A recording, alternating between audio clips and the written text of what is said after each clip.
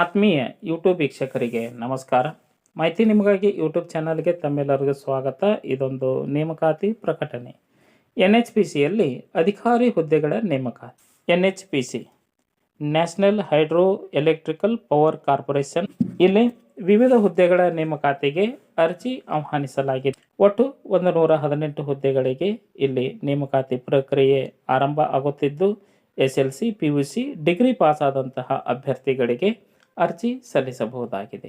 ಹಾಗಾಗಿ NHPCಯ ಮಾಹಿತಿಯನ್ನು ತಮಗೆ ನಾನು ಕೊಡ್ತಾ ಇದ್ದೇನೆ. ಸ್ಕಿಪ್ ಮಾಡದೆ ಕೊನೆಯವರೆಗೂ ವೀಕ್ಷಣೆ ಮಾಡಿ.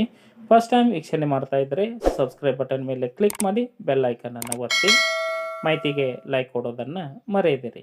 ಕನ್ನಡ ಜೊತೆ ಟೆಲಿಗ್ರಾಮ್ ಗ್ರೂಪಿಗೆ ಜಾಯ್ನ್ ಆಗಿ ಸ್ಪರ್ಧಾತ್ಮಕ ಪರೀಕ್ಷೆಗಳ ಸಂಪೂರ್ಣ ಮಾಹಿತಿಯನ್ನು ಪಡೆದುಕೊಳ್ಳಿ.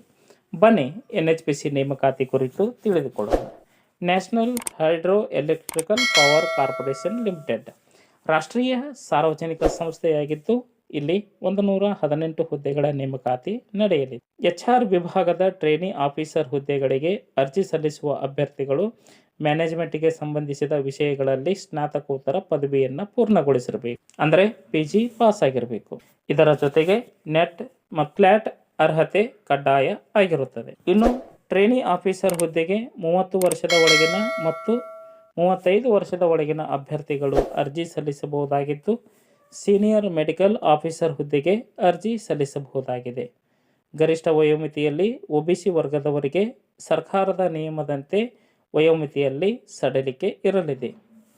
ಅರ್ಜಿ ಸಲ್ಲಿಸಬೇಕೆಂಬ ಇಚ್ಛೆ ಉಳ್ಳಂತಹ ಅಭ್ಯರ್ಥಿಗಳಿಗೆ ಅರ್ಜಿ ಶುಲ್ಕ SC ST ವಿಕಲಚೇತನ ಮಾಜಿ ಸೈನಿಕ ಅಭ್ಯರ್ಥಿಗಳನ್ನು ಹೊರತುಪಡಿಸಿ ಉಳಿದ ಎಲ್ಲ ವರ್ಗದವರು 708 ರೂಪಾಯಿ ಅರ್ಜಿ ಶುಲ್ಕವನ್ನು ಪಾವತಿಸಬೇಕಾಗುತ್ತದೆ. ಅರ್ಜಿ ಸಲ್ಲಿಸಲು ಹೆಚ್ಚಿನ ಮಾಹಿತಿಯನ್ನು ಪಡೆದುಕೊಳ್ಳಲು NHPCಯ ಅಧಿಕೃತ ವೆಬ್ಸೈಟ್ ವಿಳಾಸ www.nhpcindia.com ಈ ಒಂದು ವೆಬ್ಸೈಟ್ ವಿಳಾಸವನ್ನು ಸರ್ಚ್ ಮಾಡಿ ಮಾಹಿತಿಯನ್ನು ಪಡೆದುಕೊಂಡು ಓದಿ ಅರ್ಥೈಸಿ ನಿಗದಿತ ದಿನಾಂಕದೊಳಗೆ ಅರ್ಜಿ ಸಲ್ಲಿಸಬೇಕಾಗುತ್ತದೆ. ಆಯ್ಕೆ ಆಗ್ತಕ್ಕಂತಹ ಅಭ್ಯರ್ಥಿಗಳಿಗೆ ವೇತನ ಶ್ರೇಣಿ ಟ್ರೈನಿ ಆಫೀಸರ್ ಹುದ್ದೆಗೆ 50,000ದಿಂದ 1,60,000 ರೂಪಾಯಿ ವೇತನ ಹಾಗೂ ಸೀನಿಯರ್ ಮೆಡಿಕಲ್ ಆಫೀಸರ್ ಹುದ್ದೆಗೆ 60,000ದಿಂದ 1,80,000 ರೂಪಾಯಿ ತಿಂಗಳ ಮಾಸಿಕ ವೇತನ ತಮಗೆ ದೊರೆಯಲಿದೆ.